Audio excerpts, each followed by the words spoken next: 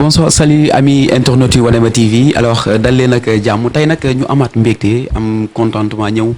seet si benn ndaanaan boo xamante ni nii su nee ndaanaan rek ça veut dire que ni mi ngi marqué empreinte am aussi mi ngi def liggéey bu am solo en tout cas il fait partie si ñi nga xamante ni nii am nañ yaakaar que ni dinañ yóbbu musique Sénégal fu sore dama koy bàyyi rek mu daal di nuyoog internautes yi nga xamante ne ñoom ñoo ni seetaan à travers Wanema TV ak wanema.info. salaamaaleykum waa Sénégal maa ngi nuyu ñëpp ci nekk ci sa tur ak sa sant di nuyu internetu Wanema TV yi di leen dalal fii ci kër gi di nuyu fans yi fépp fu ñu mënti nekk ci àdduna bi macha allah. ok mi ngi noonu sama gan la ku ne xam na ko Adiouza la nekkul koo xamante ne nii dañ koy présenté ci Sénégalais yi parce que xam nañ ko bu baax a baax aja aju tey boo suñ doon ñëw tey di la laaj kan mooy Adiouza lan nga ñuy wax sa côté enfance ak sa cursus scolaire. mën nañ ne Adiouza kenn dootul présenté Adiouza Mame Ouza la loolu dootul information donc voilà ma juddoo ci famille musique màggee ci tam yaroo ci donc musique nekk dans le sang comme ni ma koy faral di waxee suñu kër même ñu deful musique sax ñoo xam ne du seen métier ils ont ça dans le sang donc voilà fa laa commencé maag sama frère ndànk ñuy commencé di musique temps yooyu xale laa woon maa ngi doog am bac parce que sama papa avant bëggul woon ma def musique faut teniroon à ce que ma poussé samay études donc après le bac nag sama frère ne ma kaay nga may gunge di ma accompagner ci lañ doon dem ay King Fat Palace actuel King Fat Palace temps yooyu Méridien la woon ak Novotel daan fa jouer di fa def ay variétés ay reprises lañ daan laa commencé en quelque sorte ay reprises il a fallu que après sama année universitaire may doog a commencé di def musique di commencer di composer ak sama frère ñu formé woon groupe bi ñuy wax Néné Ouza temps yooyu am na benn woy sax bu ngeen ko seetee ci YouTube Sida di ngeen gis Adiouza Sida di ngeen gis samay début boobu génneeguma album rien du tout single ci sama albumu papa la nekkoon donc di nga gis ne yàgg naa ci affaire yi mais maa ngi commencé installer sama carrière exactement entre 2008 et 2009 ci laa ñibbisee Sénégal jóge Paris après mes études ñëw Sénégal génne sama premier album bi ñuy wax Madou dont premier single bi Nobel la woon après ainsi de suite l'histoire continue. d'accord xam naa sax foofu noonu si premier album bi dinañ fa ñëw si kanam tuuti mais tey soo ñu wax tey sa début carrière naka la demoon bi ngay dugg si musique bi ndax metti woon na. ah oui tu sais que tout début est difficile en général àdduna dara yombul da ngay xuus ba yegg fi nga jëm donc booy doog a ñëw nit yi duñ la xam. Donc porte yëpp toutes les portes sont fermées en quelque sorte donc da ngay xeex da ngay def say preuves wane ne voilà tu mérites vraiment la confiance des gens nit ñi def la confiance nit ñi wóolu la nit ñi bëgg la nit ñi estimer la donc xeex la bu ngand boo xam ne dañ ko yàgg a xeex donc affaire yi xëyul rek sotti dañu yàgg xeex di prouver ci ay album ci ay single ci ay clip ci ay spectacle ne vraiment on est là on existe et on est à la hauteur quoi donc xeex bu metti la. d'accord xeex bi metti woon na tey Adiouza suñu doon wax say album yaa ngi si ñaata album. maa ngi ci 2 albums ak beaucoup de singles. ayca mi ngi noonu 2 albums beaucoup de singles mais si kaw loolu dañ seetlu ni aju nga toog benn temps bu la 6 ans génnewoo album. maa ngi gëj a génne album 2013 mais entre temps. génne naa single yu bëri mët na ay 5 single xaw ma chaque année rek naa génne benn single quand même. xam nga si kaw loolu sax loolu moo tax gars yi neen Adiouza moom single la gën a bëgg ka album lu tax lan moo tax choix boobu. waaw xam nga nit yi dañu foog ne yor naa benn album boo xam ne album international la woon c'est fini mais dama amoon benn problème ak benn label bu ma signé woon depuis 2015 mu waroon génn mais mujjiwul génn donc album boobu mi ngi ci label bi ba tey. donc mais actuellement ñi am na single bu war a génnaat ni après bus bi y a un autre single et y a un EP qui doit sortir benn maxi bu ma war a génne mois de décembre avant Grand Théâtre am na un album qui va sortir donc dinaa ci profito wax confidence en quelque sorte wax ak gars yi wax ak waa Sénégal wax samay jaar-jaar donc album la boo xam ne ce sera vraiment confidentiel buñ nekk di préparer avant le grand théâtre incha allah. d'accord incha allah kon mi ngi noonu annoncé na leen ko kon internet wane ma dégg ngeen ko annoncé na wax na ko acca Adiouza tey suñu xoolee sa ay texte parce que gars ñi dañuy faral di wax ni yow yaay bind sa texte ndax ba tey jamono ji yow yaay bind texte yi wala am na tamit ñeneen équipe bu ñëw dolli pour jàppale Adiouza si texte yi. non non quand même am na équipe beneen bu ñëw dolli damay changer au fait entre auteurs texte bu ñëw sama xel dama koy xalaat bind ko après j'appelle un auteur dinaa xam ban auteur au fait moo war a bind texte yi am na ku may liggéeyal fu ñu naan Kourou Mandiou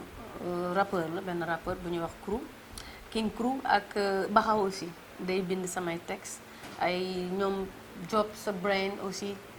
ak Chérifou léeg-léeg damay joob ak ñoom ak damay joob ak rappeurs yi pour par contre laay gën a joobal parce que ni ñuy bindee dafa ma neex ni ñuy bindee ni ñuy rimer texte yi seen punchline donc écriture boobu daf ma neex moo tax actuellement fi ma nekk nii ñoom laay gën a joobal su ma waree def mbalax nag ma toog bindal sama bopp. kon daal soo nekkuloon mbalax man mun na ni rappeuse ngay doon. waaw style musique urbaine daf ma neex. d'accord ayca bu ñu desee si loolu si côté musique bi ñu gis ni sa premier album yaa ngi ko génne woon en 2008. mu nekkoon album 2009 plutôt mu nekkoon album de 11 titres si je me trompe pas alors succès boobu noonu naka la def ba léegi. ba album boobu bi ma koy génne j'étais très jeune quand même parce que dama ko génne maa ngi continué woon doon continuer samay études maa ngi woon licence pare gu ma woon nekk gu ma woon sax master donc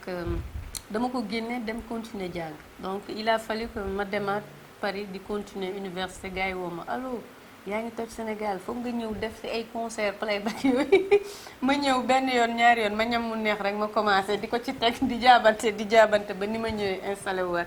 au Sénégal en 2012 laa ñibbisiwaat définitivement au Sénégal mais sinon 2008 2009 2010 2011 yëpp maa ngi woon samay études dama doon def ay aller-retour yu metti sax entre Paris et Dakar. d'accord xam nga bu ñu desee tey foofu yaa ngi koy wax si album boobu amoon nañ si lu si mel ni Maadu gis nga ni ko sénégalais ak ay réew mais aussi li si gënoon dal muy titre Nobel. parce que Nobel foo tourné gars yi na mais xale bi affaire yooyu mais boobu noonu yow gëmoon nga sa bopp ka ni soo gënee xuusi bi rek di nga am dara. non gëw ma ko woon man pour dire vrai bi may commencé par exemple pour ma ñëw def sax album Sénégal il a fallu que sama frère moo ma ci incité moo ma proposé loolu parce que man je croyais que wéy naa ko ci album Madou je me voyais déjà nekk ay star en Europe à l'international man loolu laa doon dundoo fay mbalax gëwuma ko woon du tout donc sama frère moo gis ne ñu ngi commencé yàgg Paris quand même te defa koo dara yaa ngi toog di rêver rek di xalaat yegg fenn foo xam ne nii yegg goo pourquoi pas doo dem Sénégal nga defar un album mbalax comme tout le monde gëwuma ko woon donc ma ñëw sans y croire ma def ko nii vite fait quoi un album vite fait sans y croire donc affaire bi doon succès tu vois quand tu n'y crois pas en général loolu moo lay bett donc noonu laa commencé installer sama carrière au Sénégal. d'accord si kaw loolu rek après affaire bi ñëw dal ñu def la révélation. exact révélation meilleur artiste féminin. est-ce que mi ngi noonu Aïcha gis nga ba tey aussi album boobu yaa ngi si àndoon ak ñoo xamante ni si liggéey bi ku si mel ni Cheikh Lo aussi sa papa père Isa ñu koy nuyu de passage ak aussi ki nga xamante ne moom mooy Ibou Ndour tey ban relation ngeen am. waaw Ibou Ndour nag ndaanaan la nag Ibou Ndour kenn doo wax mbalax te doo ne Ibou Ndour en quelque sorte parce que tamit il a fait ses preuves def na ay hit yu bëri aussi donc yor na artistes yu bëri. donc di ko nuyu de passage gëj naa ko dégg nag sama mag jooju gëj naa ko dégg Ngoné laay gën a dégganteel léegi Ngoné Ndour laay gën a dégg Ibou Ndour mais Ibou Ndour quand même artistiquement voilà sentir naa li muy def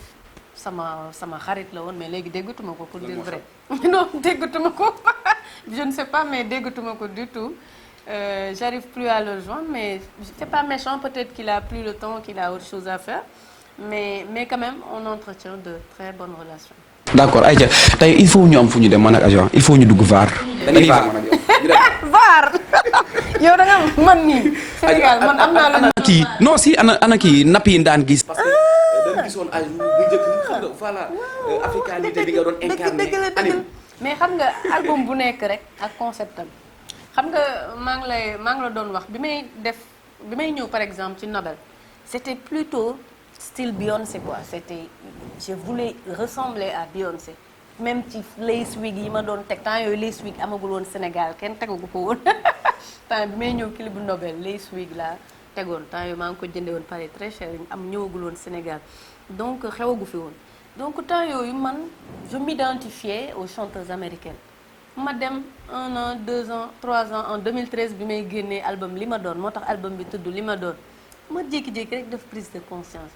ma ne pourquoi ma bëgg ressembler à Beyoncé wala Rihanna mais pourquoi why not être Adiouza tout court une sénégalaise donc noonu la crise d'identité boobu ñëwee woon ma defoon fi ay crise d'identité di teg afro di imposer afro bi di ko gën a teg malgré les critiques bi ma koy doog commencer il y avait beaucoup de critiques personne ne comprenait pourquoi Adiouza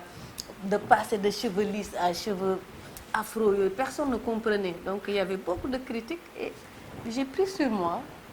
j'ai grandi avec ça ça m'a forgé na sama personnalité trop tamit léegi nag ñuy dem ba di dem ba ma tamit tollu feneen par exemple actuellement sama album bi li mu nar a wax ce sera vraiment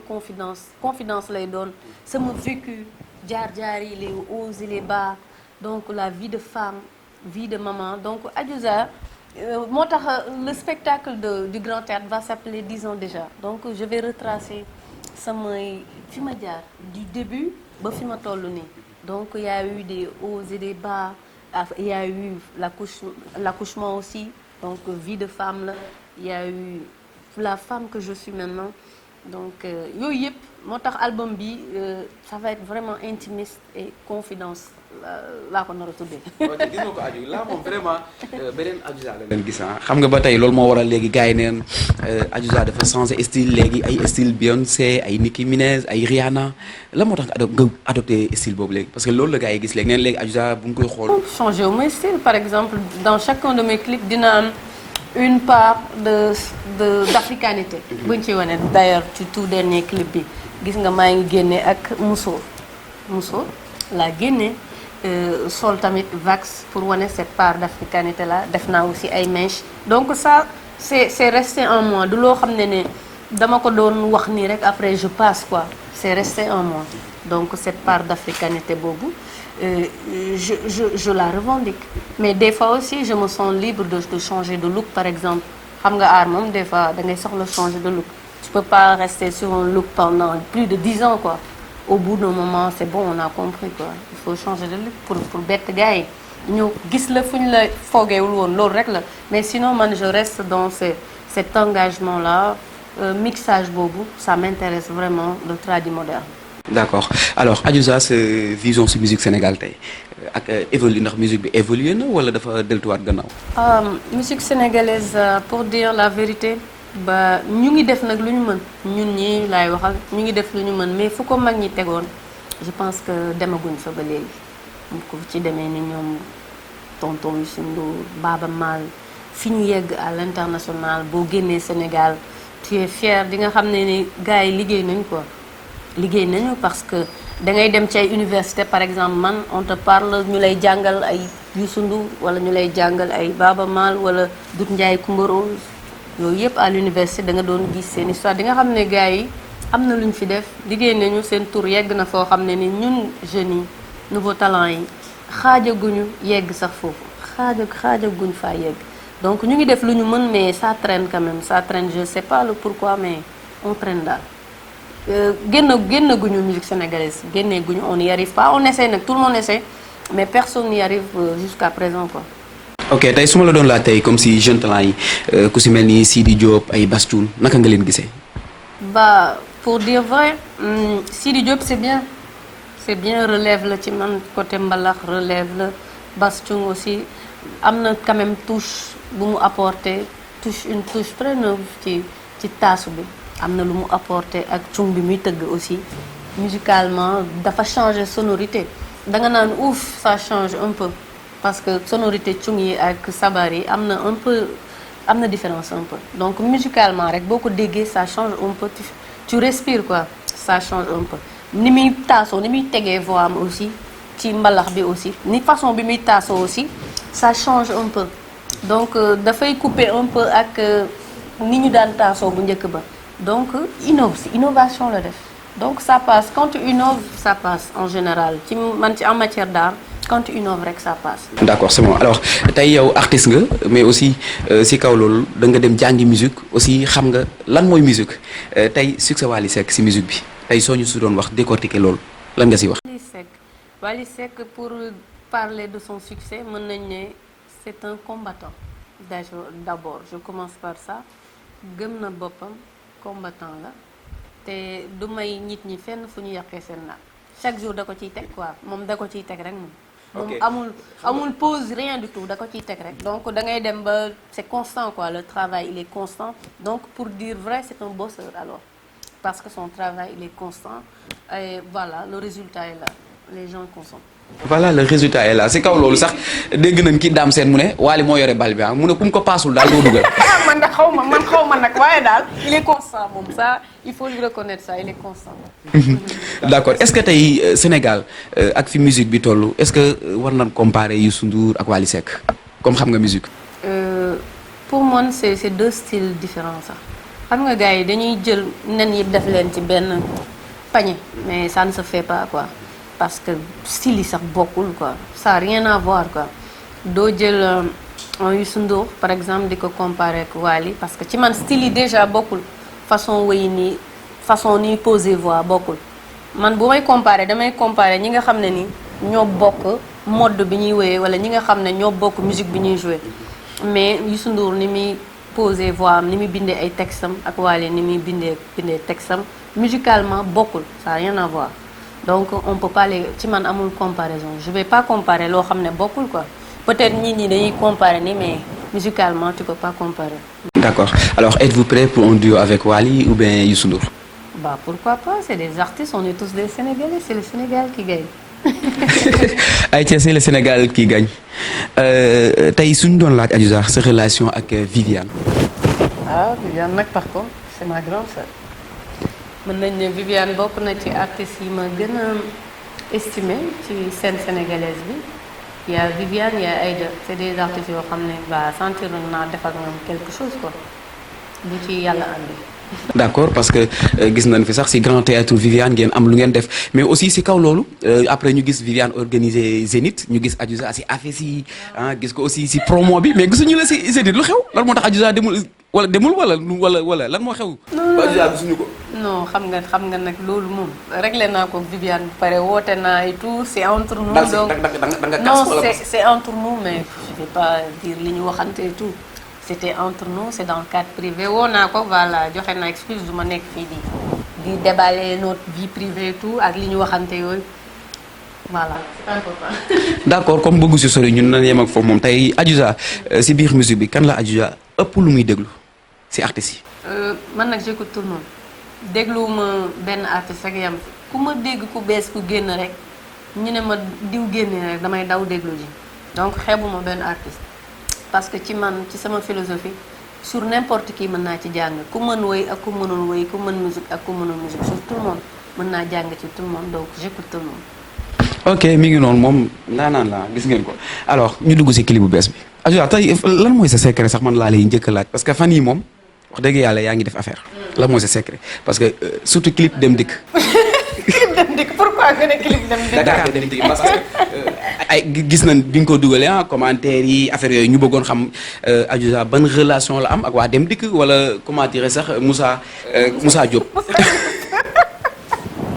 non yow yaa ngi bëgg dugal ci ay affaires yoo xam ne nii. non loolu nekkul nit ñi ñoo koy laaj parce que xam nga tey jii soo demee commentaire dañuy wax Adiouza yow lan nga séq ak waa Dakar dem dikk wala sax Moussa Diop loolu séq. pourtant nag séquñu dara pour dire vrai séquñu dara. defar naa benn wéy boo xam ne bus bi la tudd donc man dans le clip je voyais déjà le bus comment il est bi ma xoolee Sénégal bus yëpp clip bi ban bus la war a nekk busu Dakar dem dikk la gën a correspondre point final foofu la yem après ci lañ demee gis waa Dakar dem dikk est-ce que mën ngeen ñu abal bus te dañ ñu abal bus ñu abal ñu bus pour benn jour après fa laa leen gëj a dégg déggatuma leen fenn pour dire vrai. Adiouza yow daal da ngay bañale mais xam nga tey déglu bus yi. bus Dakar dem dikk am na bus Tata am na ak bus yi dem nan ay Fuuta la ak ay jawbe ak genre yooyu noonu mais yooyu yëpp bus la te nit ñi ngi siy dugg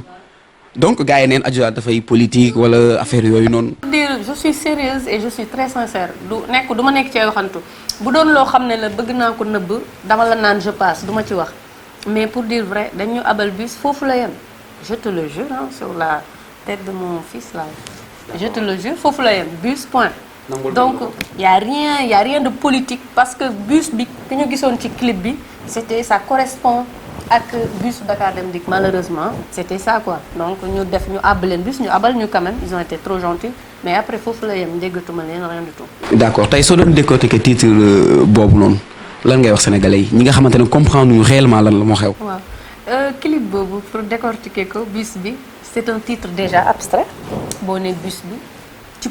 bus bi mën nga ci xalaat lu ne mën nga xalaat ni par exemple boo gisul clip bi déggoo woy bi ma ne bus bi teaser bi loolu la woon. ñu wane Adiouza dugg ci bus tu peux interpréter comme tu veux donc loolu lay wane c'était un titre vraiment abstrait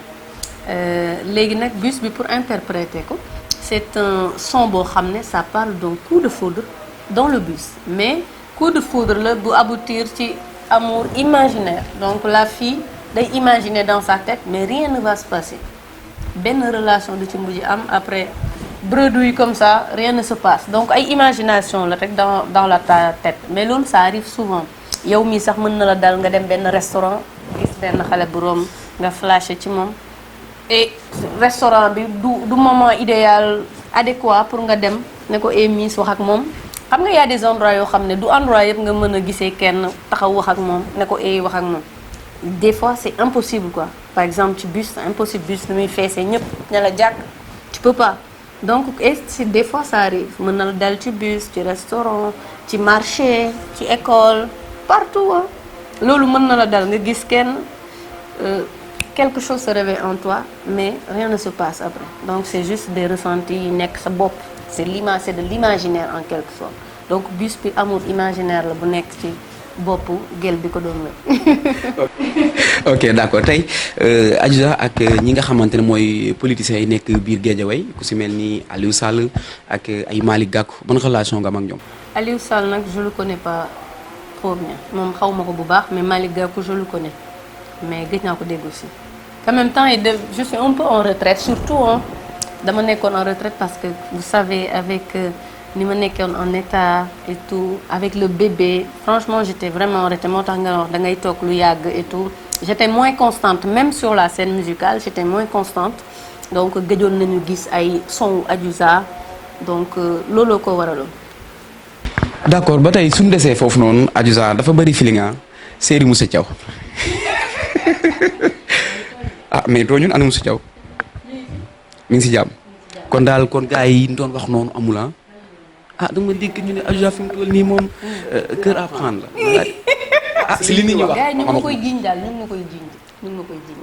mais amul mais waxal ak suñu internaute yi lu am la wala amul. ñu ma koy jiiñ daal ñu ma koy jiiñ. doo si toog ok ba tey yéen a ko dégg donc nee na ñi ngi ko koy jiiñ kon yéen ñi nga xamante ne yéenay suñu internaute bu ngeen ko gisee rek noonu la bu ngeen gisee ni mi ngi fi su ngeen gisul nekku fi aussi nekku fi. ñu ma koy jiiñ. d'accord ayca suñu desandee ba tey si loolu sa carrière bi ak sa doom bi loolu est-ce que yomb na wala yombul naka ngay def pour mën ko géeg sa liggéey. c'était très difficile par exemple mën naa ne sama année bi ma accouché en 2018 c'était vraiment difficile par exemple bi maa ngi nekk en état bi may def clip bu mariage j'étais très fatiguée nekk en état mais malgré tout ma def clip bu mariage bi denc ko nag ba ma accouché ba pare doo ko génne en décembre 2018 c'est pas simple du tout. D'être une femme, une mère et une artiste en même temps. Donc 3 rôles la yoo xam ne c'est difficile à concilier mais quand même j'essaie de concilier les 3 pour am équilibre ak stabilité boo xam ne war naa ko am ci sama famille. D'accord alors quels sont les défauts et qualités de Adiouza. bu ñu nee défaut ñëpp nee nañ dama timidité bu bëri baaxul ci artiste da ngay kii quoi. nuñ koy xate sax da ngay doon guerrière quoi da ngay doon peegar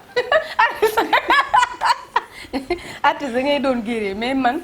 dama timide dama réservé de trop et je trouve que ci art bi ma nekk nii baaxul je trouve baaxul chaque fois sama papa naa yow yambar nga quoi vrai yambar nga mais c'est ma nature noonu laa mel loolu défaut la ci art bi ma nekk di def quand même buñ ne qualité aussi mën naa ne maandu naa du ma dugg lu sama yoon nekkul.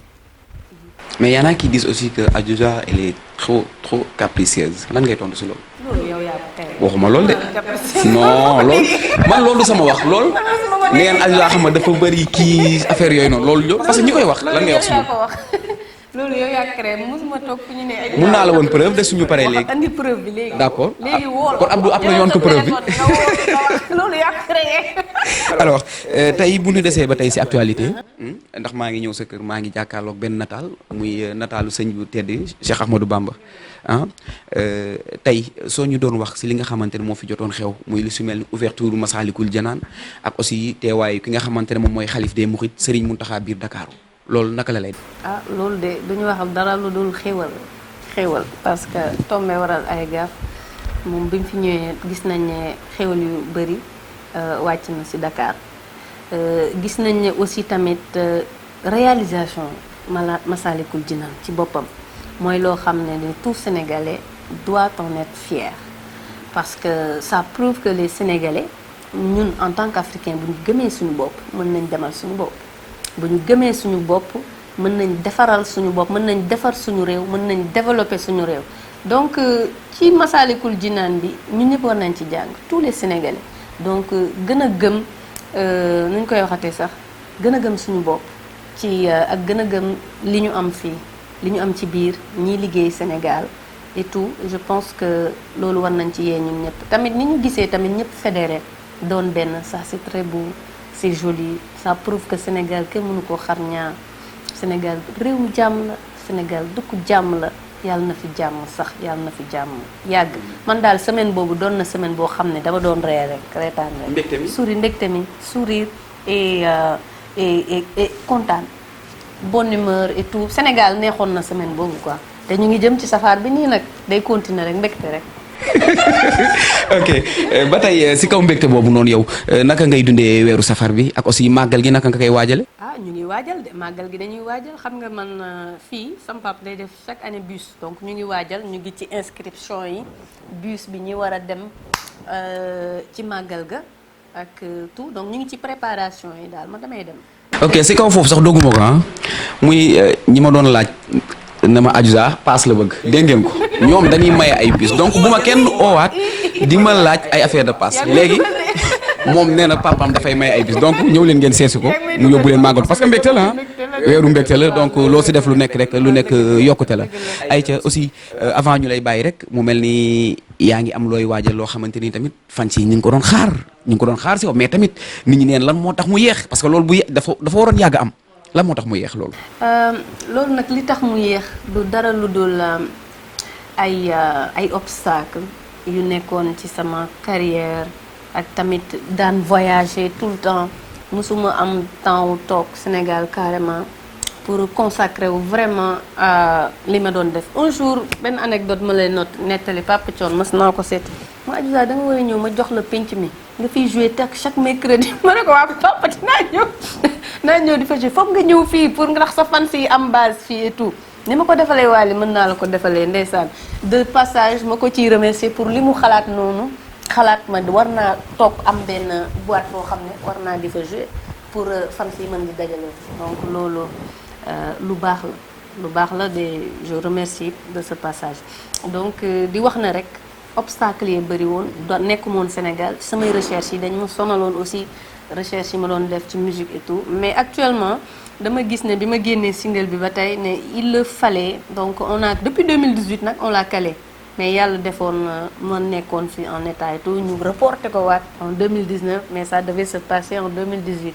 macha allah mais lépp bonheur la rek lépp mbégte la. d'accord ba tey lépp mbégte la le 27 décembre Adiouza au Grand Théâtre. Grand Théâtre événement boobu. 10 ans déjà le spectacle bi tudd.